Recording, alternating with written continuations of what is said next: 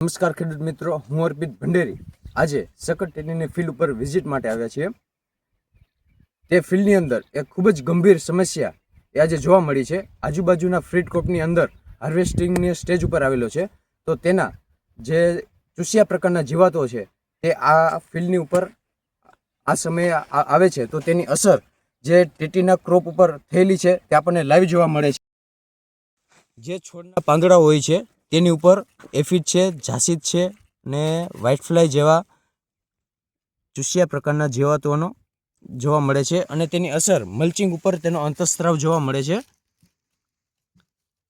તો આવા પ્રકારના સૂક્ષ્મ જીવાતોની અસર જે ફિલ્ડની કિનારી ઉપરથી જોવા મળે છે ને અને તે અંદરની બાજુઓ આગળ વધતી જાય છે.